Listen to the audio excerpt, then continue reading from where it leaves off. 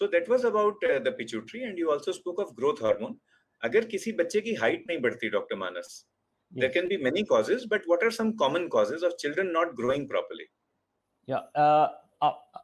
हमारे देश में ग्रोथ ना होने का जो कारण है उसमें से पहले मेरे ख्याल से पहले मैं कहूँगा कि ये कंडीशन है IUGR, जिसको कहते हैं इंट्रा यूट्राइन ग्रोथ रिटार्डेशन, जो मम्मी की ड्यूरिंग प्रेगनेंसी, ड्यूरिंग जेस्टेशन इसकी अच्छी फीडिंग ना हो, मम्मी की कोई बीमारी हो, जैसे मान लीजिए डायबिटीज हो गया, कोई दूसरी बीमारी हो जिसकी वजह से बेबी को अच्छी न्यूट्रिशन नहीं मिलती होगी, तो उसमें पैदा होते ही उसका वजन लेस देन द नॉर्म, जैसे 2.5 से नीचे होगा, तो उसको हम कहेंगे IUGR.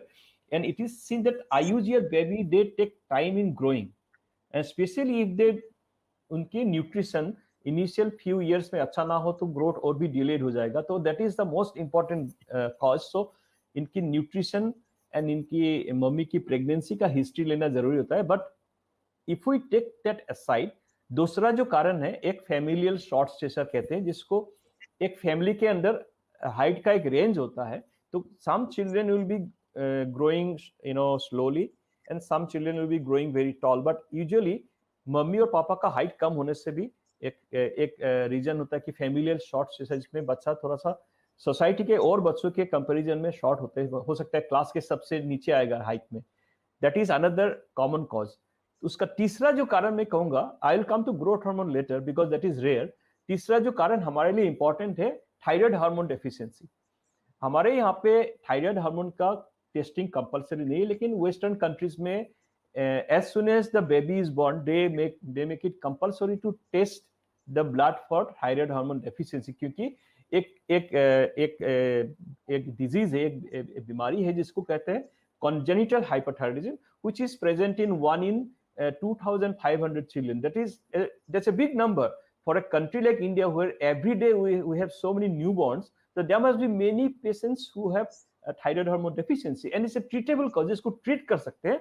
And thyroid hormone deficiency के वजह से बच्चा छोटा हो सकता है, शॉर्ट हो सकता है, उसके साथ के टिपिकल एक ओबेस लुक होता है एंड डल लुक होता है, उसके मेंटल डेवलपमेंट भी कम होता है. तो ऐसा एक कंडीशन हो तो उसको जल्द से जल्द डायग्नोसिस करना चाहिए, क्योंकि ट्रीटमेंट बहुत ही आसान है, बहुत ही सस्ती दवाई है, उससे लाइफ चेंज हो सकता है. And that person can contribute to the society by being a normal person. इसके बाद मैं कहूंगा fourth one will be probably most common would be in that list is growth hormone deficiency. उसमें क्या होता है, बच्चा हाइट में कम होता है, but otherwise they are intelligent, they are normal, behaviorally normal, and they are very sweet children. But उनके typical look होता है जो endocrinologist के लिए बड़ी आसान है कि हम रास्ते में भी देख लेंगे या क्लिनिक में जैसे एंटर करेंगे हम लोग उसको पकड़ लेंगे. तो growth hormone deficiency also can be detected by testing and we can treat them.